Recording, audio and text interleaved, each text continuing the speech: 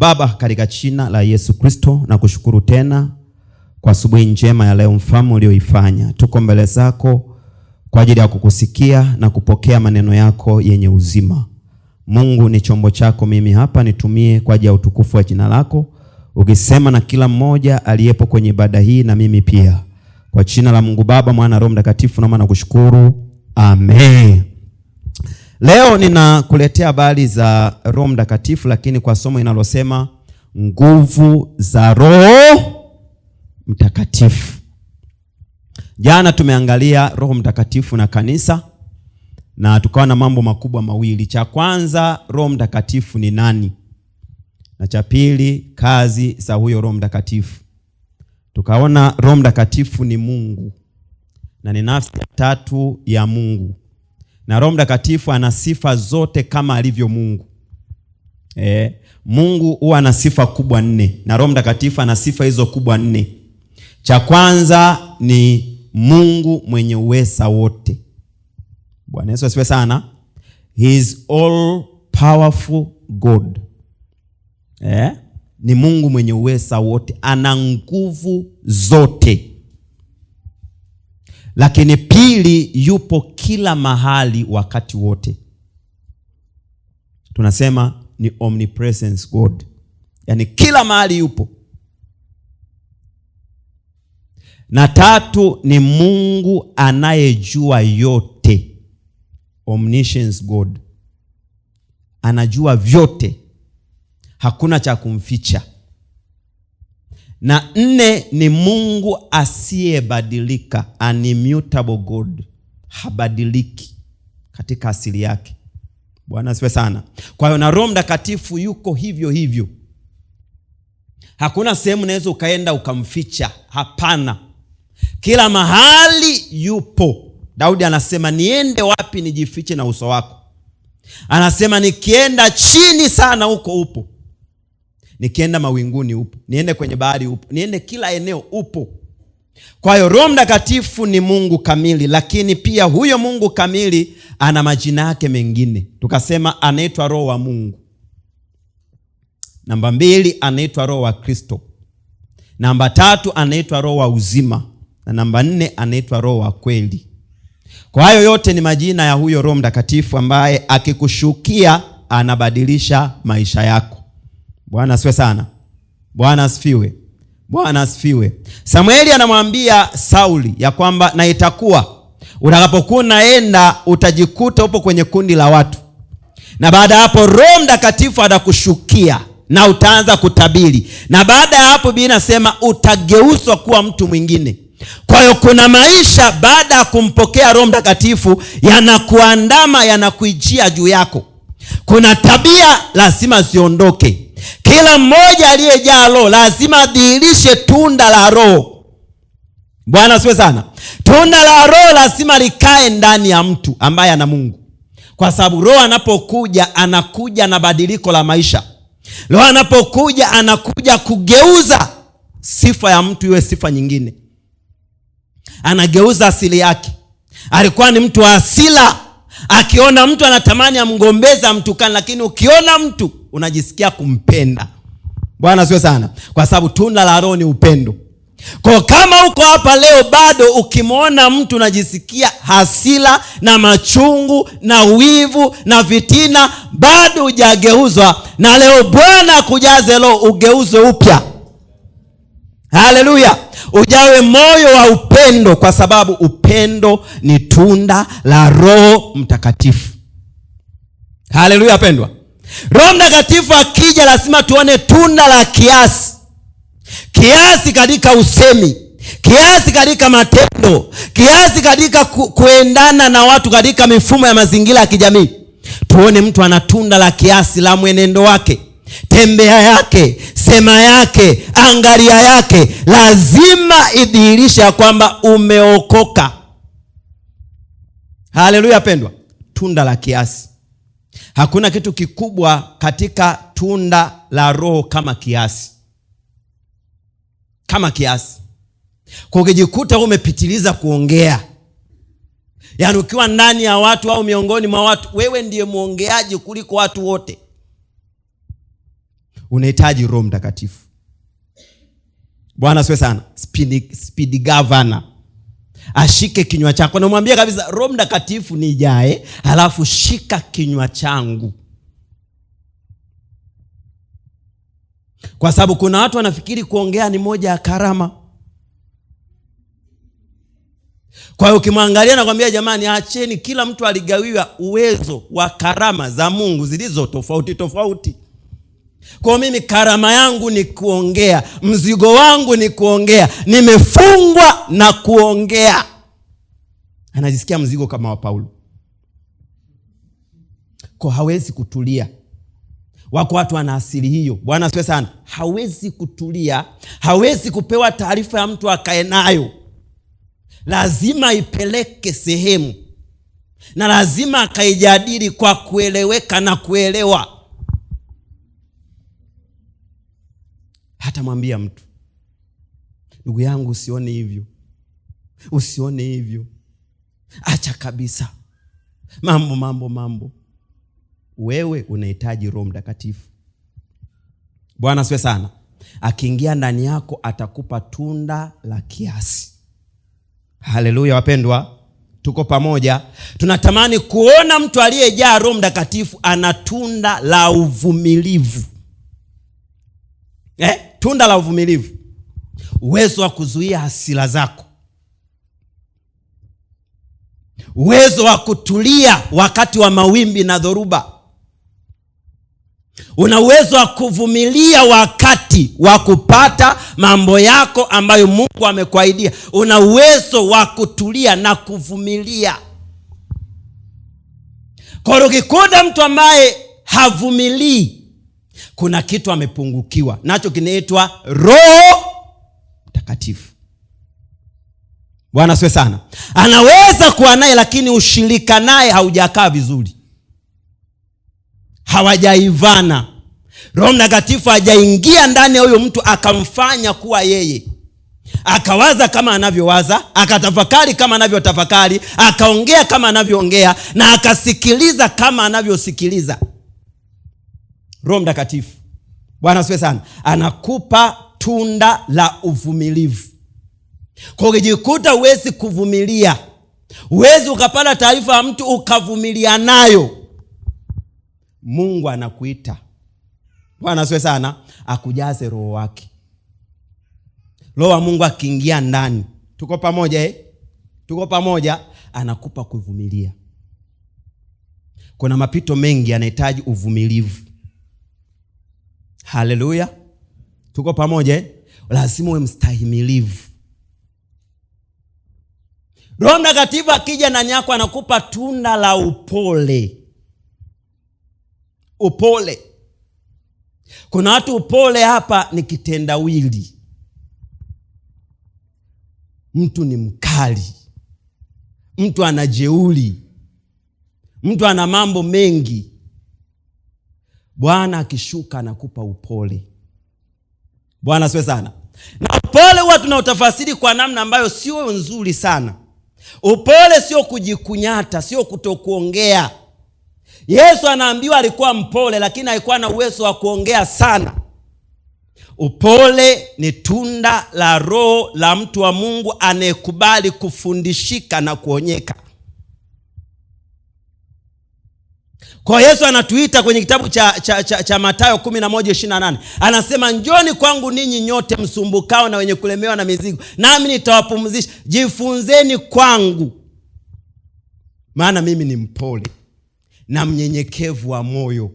Bwana asifiwe sana. Kwa ukikutana mtu ambaye hayuko tayari kupokea fundisho, huyo mtu ana upole. Anajua yote, anaelewa yote, yani yeye ni alfa na omega wa kusanyiko. Upole, Bwana asifiwe sana, ni uwezo wa moyo wa mtu kutulia na kuamua mambo sahihi kwa wakati sahihi. Ni mtu wa Mungu aliyejaa hekima. Ni mtu wa Mungu aliyejaa maarifa. Ni mtu wa Mungu aliyejaa kiasi kwenye maongezi yake. Kwa hiyo mtu anayeitwa mpole ana tabia njema ndani yake. na ni mtu ambaye anatambua nafasi yake ya wanadamu. Mimi ni mwanadamu, sijakamilika, ninahitaji kujifunza kila siku, na ndio maana Kristo ametuita kwenye nafasi ya kufundishwa na kujifunza kila siku, nafasi ya kuwa mwanafunzi. Bwana asifiwe sana. Kwa mtu ambaye si mpole hawezi kuwa mwanafunzi, ni jeuri, anajivuna, anajiona. Bwana asifiwe sana. Huyu mtu hafai.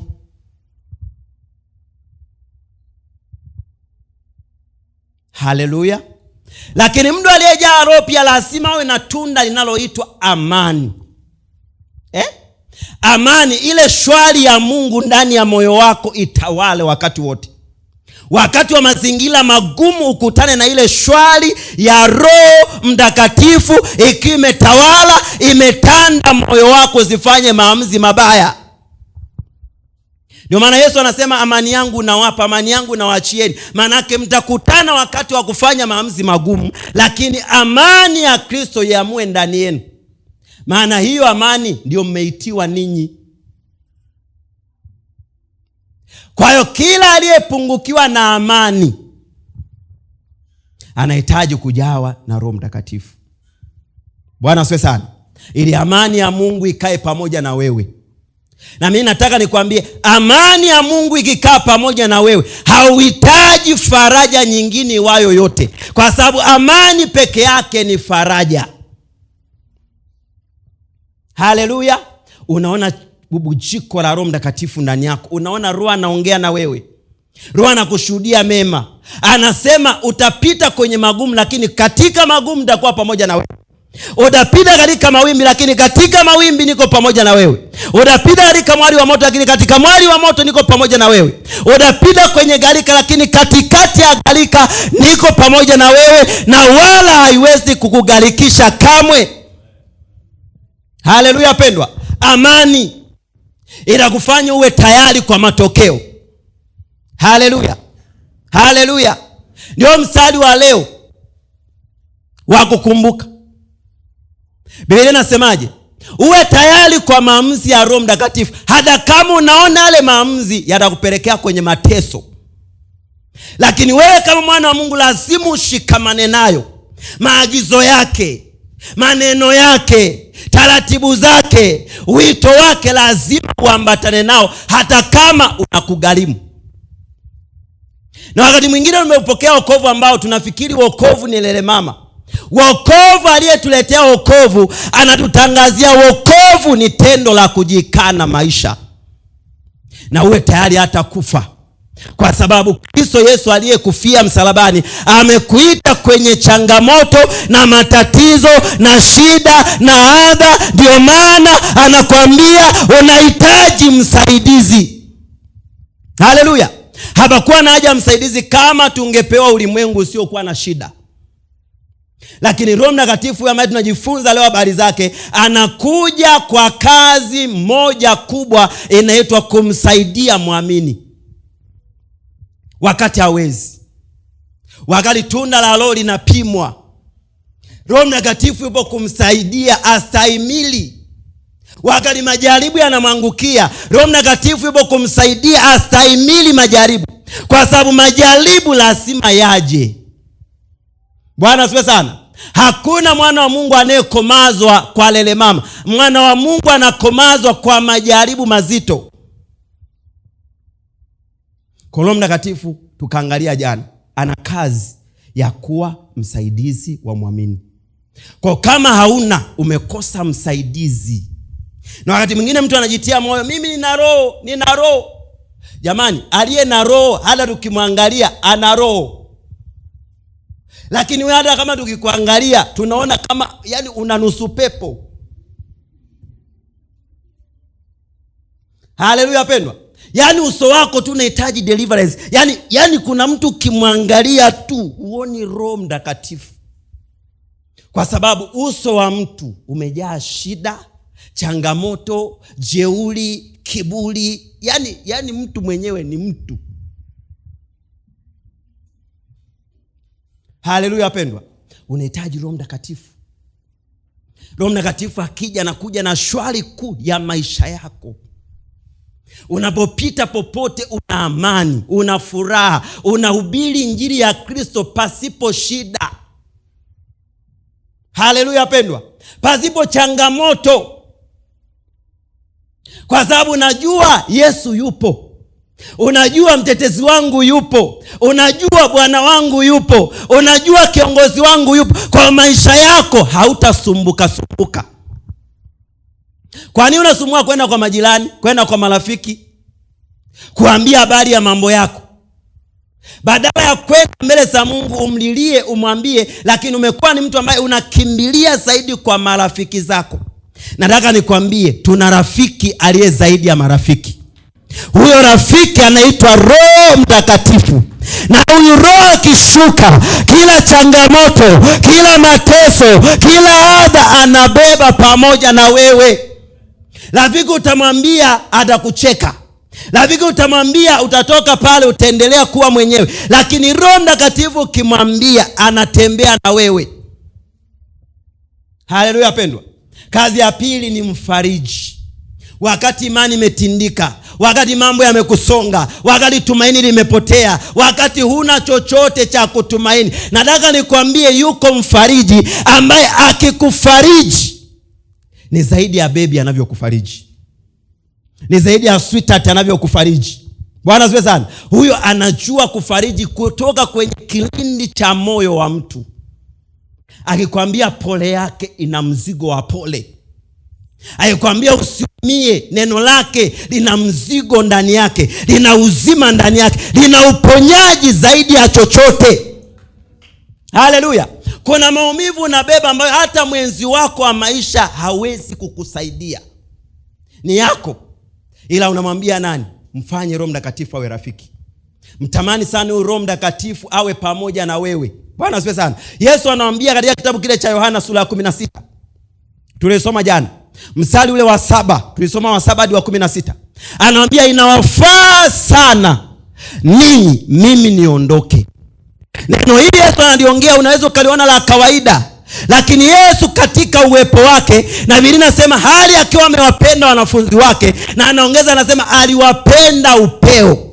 Upendo wa upeo ni upendo wa kupita kimo cha kawaida cha wanadamu. Amewapenda kupita kawaida. Lakini inabudi anawaacha, anawalilia watoto wake. Anawaacha, lakini sitawaacha yatima. Anasema naja kwenu, na waletea msaidizi. Huyu atakuwa pamoja na ninyi. Ukiwa na kiu anakuwa pamoja na wewe. Ukiwa popote anakuwa pamoja na wewe. Katika mazingira yote anakuwa pamoja na wewe. Haleluya pendwa. Roho Mtakatifu hawezi ukuacha, hawezi ukuaibisha, hawezi kukutelekeza. Haleluya pendwa. Roho Mtakatifu. Roho Mtakatifu. Haleluya. Roho Mtakatifu kazi nyingine anakufundisha. Ni mwalimu mzuri. Anakuelekeza, anakusaidia. Amina. Tamani sana. Tamani sana Roho Mtakatifu. Roho Mtakatifu ni mwaminifu. Akishuka kwako atakuja akusaidie. Leo nataka tusome Matendo ya Mitume sura ya 1 mstari wake wa 7 na wa 8. Matendo ya Mitume sura ya 1 7 hadi 8. Na wewe utasoma pia sura ya 2 mstari wake wa 1 mpaka mstari wa 4. Kitabu cha Matendo ya Mitume sura ya 1 mstari wa 7 hadi wa 8, na sura ya 2 mstari wake wa 1 mpaka mstari wake wa 4. Biblia inasema akawaambia, si kazi yenu kujua nyakati wala majira Baba aliyoyaweka katika mamlaka yake mwenyewe, lakini mtapokea nguvu akiisha kuajilia juu yenu Roho Mtakatifu, nanyi mtakuwa mashahidi wangu katika Yerusalemu na katika Uyahudi wote na Samaria na hata mwisho wa nchi. Haya ni maneno Yesu anawaambia wanafunzi wake. Yesu akiwa amekufa, amefufuka. Ilikuwa ni siku ambayo Yesu anawaaga wanafunzi wake. Anaondoka, siku 40 za ukaa kwenye dunia zimeisha baada ya kufuka. Anawaambia wanafunzi wake ninaondoka. Wanafunzi wanamwambia, je, ni wakati unapowarejeshea wana wa Israeli ufalme? Ni wakati huo ambapo narudisha enzi na utawala wa Mungu kwenye Israeli. Mstari wa 7 na wajibu ya kwamba jamani, ninyi ni wanadamu, sio kazi yenu. Kuna mambo msishughulike nayo kuyajua wala kuyaelewa, lakini nawaambieni kitu kimoja tu ambacho lazima mkishike na ukielewa, ya kwamba hicho mkiwa nacho, maswali yenu yote mnayotamani kuuliza leo mtayaelewa.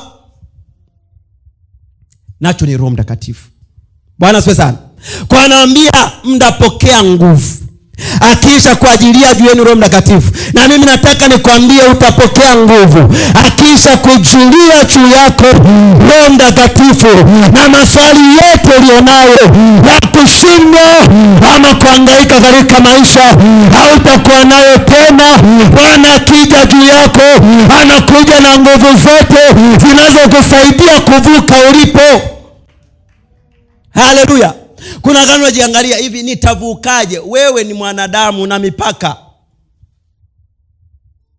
Lakini Mungu amekupa kiongozi na msaidizi asiyekuwa na mipaka.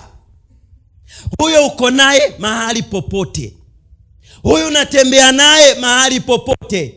Huyu unaongozana naye kwenye majukumu yoyote. Huyu unazungumza naye siri za moyo wako. Jifunze kujenga madhabahu yako na Roho Mtakatifu. Na ile madhabahu iwe ni halisi na iwe active kila siku. Uhakikishe Roho Mtakatifu amekushuhudia mema. Kwa sababu hatujui hata unyakuo utatokea saa ngapi. Hatujui hata mwisho wetu unauelekea saa ngapi. Kila wakati, kila dakika, hakikisha alarm ya Roho Mtakatifu inasema you are okay. Haleluya. Uko sawa. Akishuka Bwana uko sawa.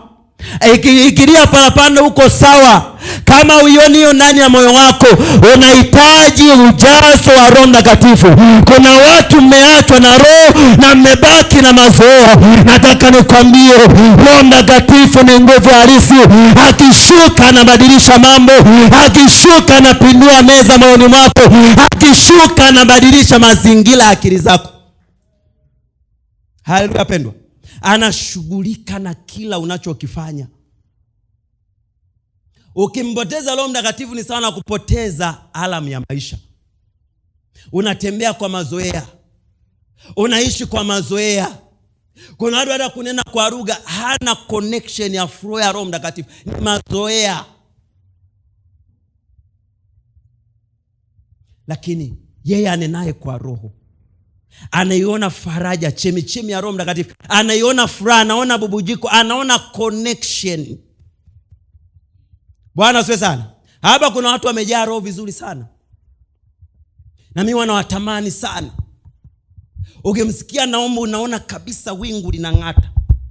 Bwana asifiwe sana. Bwana asifiwe. Kwa sababu kiwango cha Roho kinatofautiana. Na kinaweza kuongezeka ama kupungua. Bwana asifiwe sana. Haumpokei Roho wa milele. Kwamba ujazo aliokujaza ndio huo.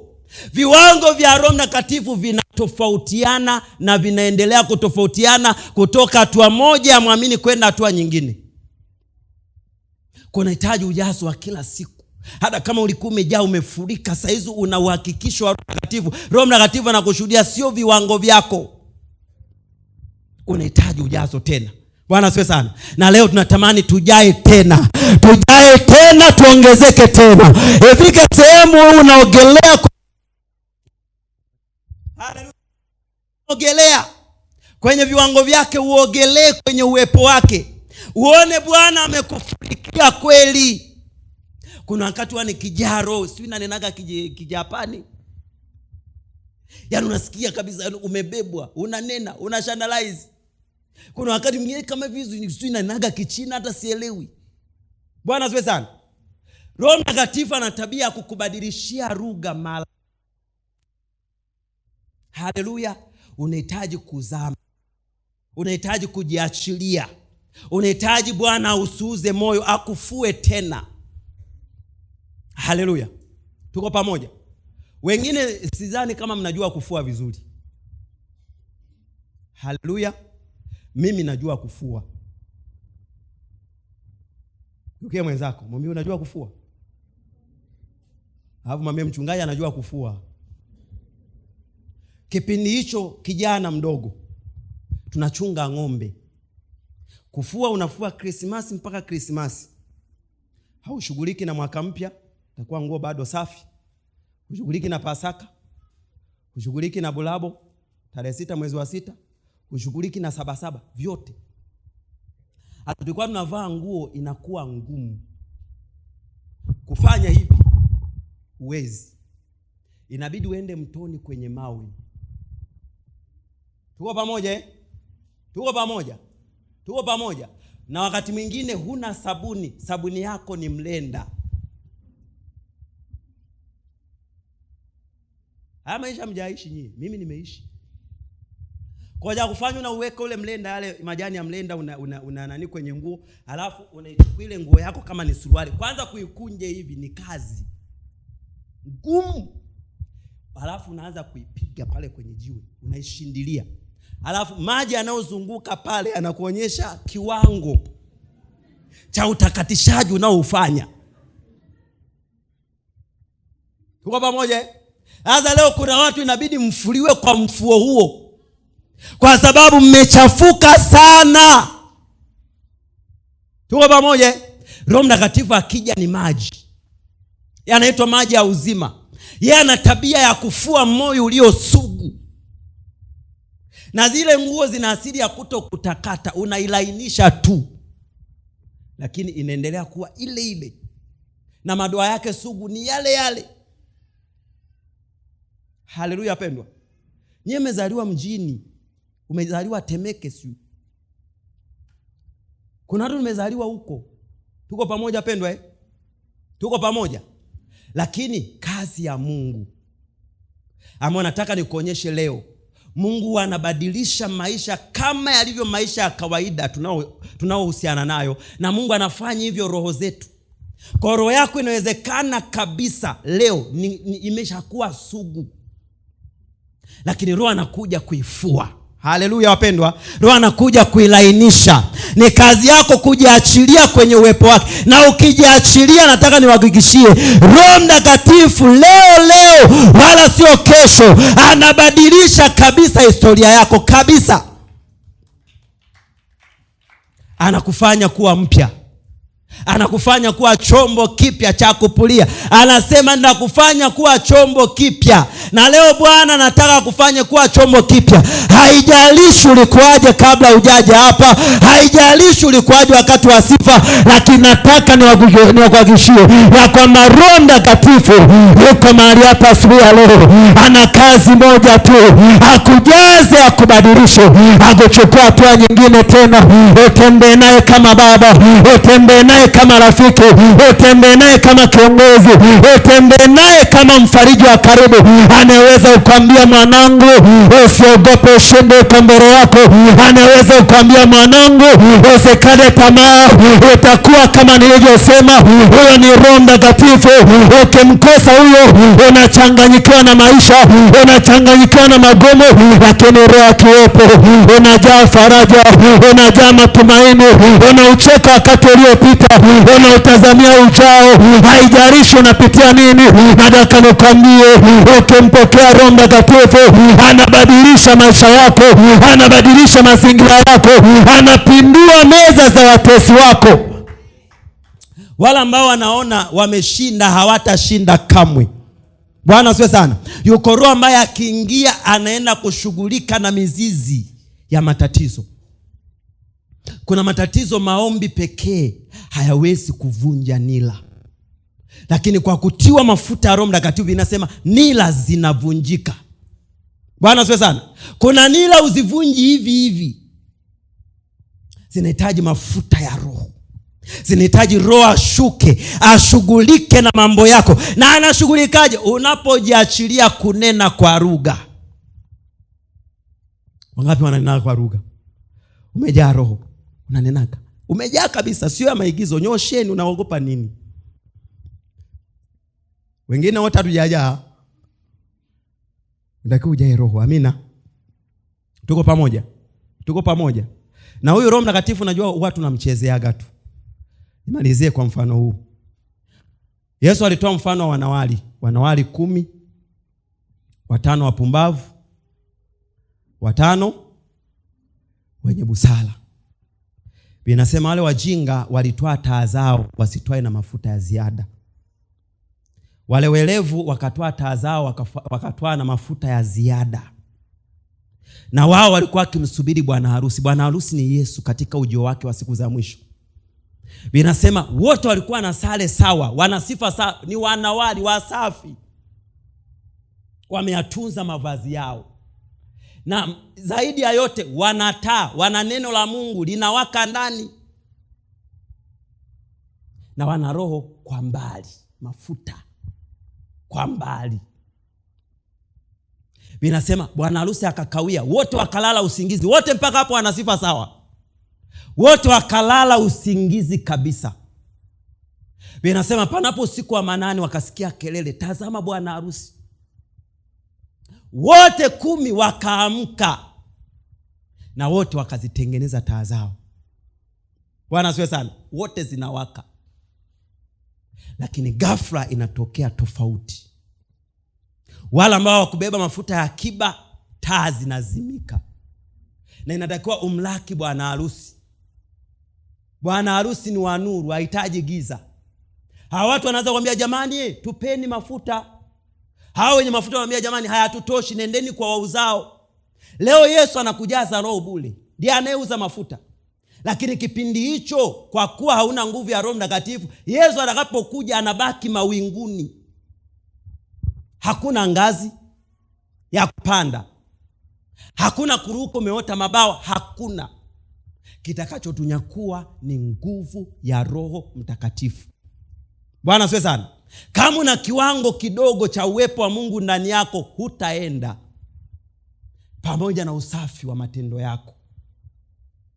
Kuna vitu tucheze navyo na kuna vitu haitakiwi tucheze navyo kabisa. Bwana asifiwe sana. Tamani sana kujaa Roho Mtakatifu.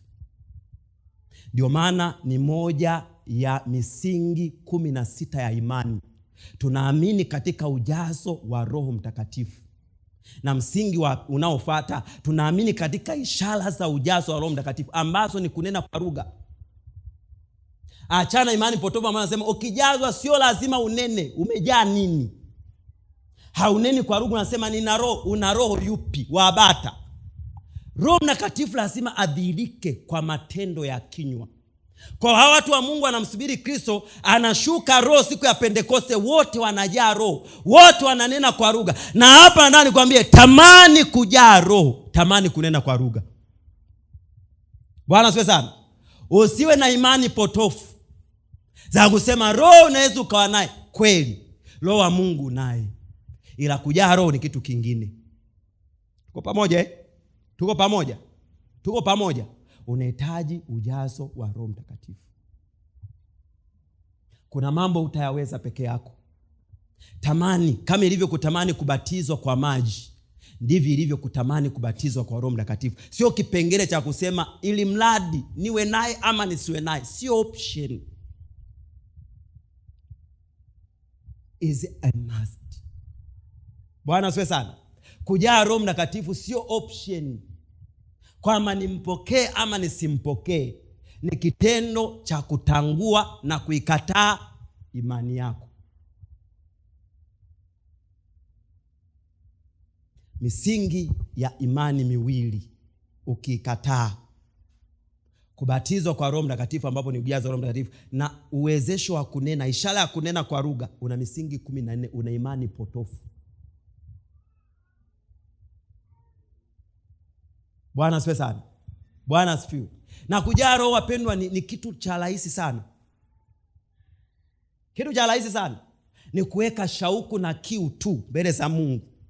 Halafu uje kwake uwe tayari, moyo wako ufunguke kupokea. Ukipita mbele zake ujue yeye ndiye anayebatiza. Na anasema hawezi akakupa pepo. Roho Mtakatifu akija atakuja Roho Mtakatifu mwenyewe. Haleluya pendwa. Tuko pamoja. Haleluya pendwa. Sasa na sisi jifunze, unaweza ukakontrol. Usisumbue wenzako. Lainika.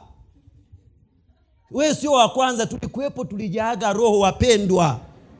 Mtu akwambii chochote, akwambii lolote. Yaani ukijaa roho akwambii, yaani hakwambii, unanena na unamwanga, rinda la baba. Kama unamlani, rinda la bobo. Hey.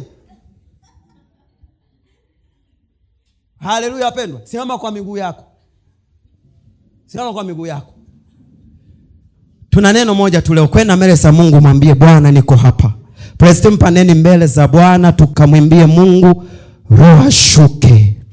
Roho ashuke tena kareke baada hii ya leo. Arikarama kato ranarabo shakato Raimaika, Raikora Mandarabo, Rekamai Shagata Evaso, Randarabari Kora Mandarabo, Rekarama Shagata, Randorobo Sekeketo, Rekaramo Sheketerebo, Rendala Baba Babasho, Raikatayo, Raikaramando, Raiko Sekereba, Randala Mashagato, Rekaramando Raika, Resekeremana, Rekamandaraborika, Reseketereka, Randala Marikaya, Resokoto, Rekeremato, Rekarabo Shegeto, Roa Kristo, Roa Bwana, Roa Bwana, Otoshokie, Otoshokie, Otoshokie, Otoshokie, Otoshokie, Otoshokie, Ronda Gatifu, Ronda Gatifu, Ronda Gatifu, Ronda Gatifu, Ronda Gatifu. Shalama, akima utomoria.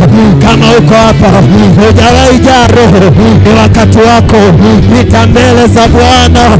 Kama uko mahali hapa hujawahi neno kwa lugha, pita mbele za Bwana. Uko Roho Mtakatifu mahali hapa, uko roho na utanena, uko roho na utajaa. Uko Bwana anataka kujaze nguvu mpya, anataka kujaze, anataka kujaze uwezo wake, anataka kujaze nguvu yake.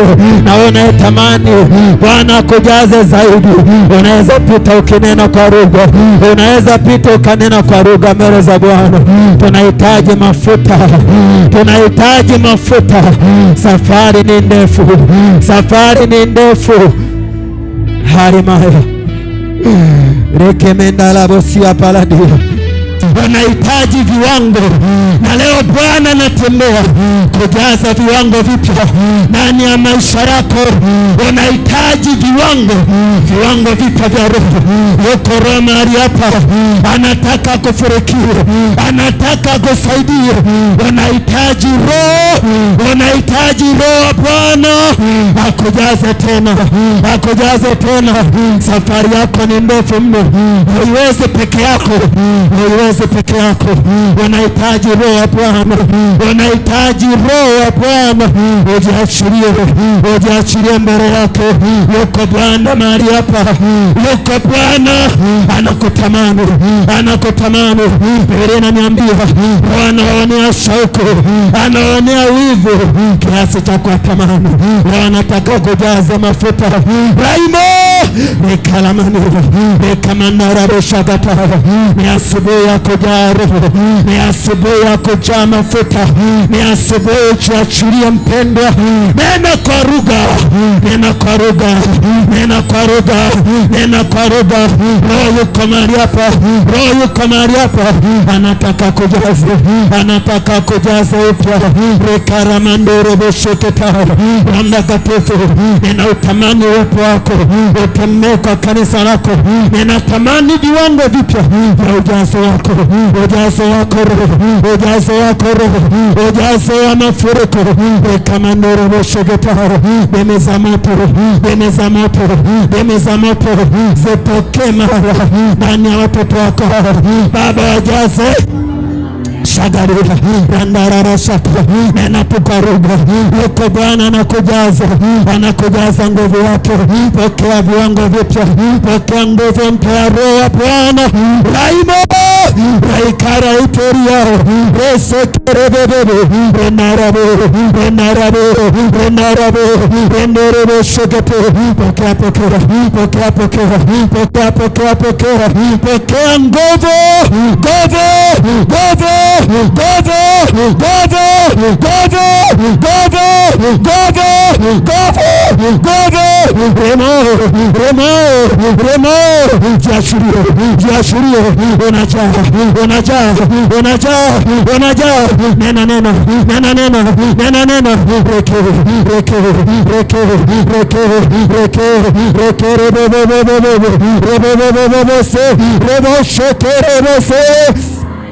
Shaka. Sante Yesu. Unamjaza mwana, unamjaza nguvu. Pokea ujazo, pokea.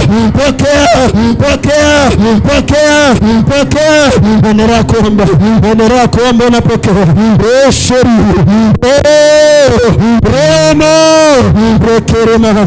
Rekemendere besiava laeta Maria tayo landere beshogete mahali.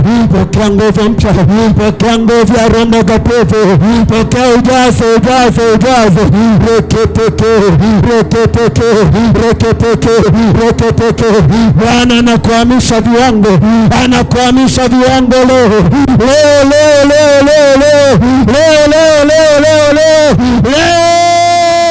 Pokea nguvu.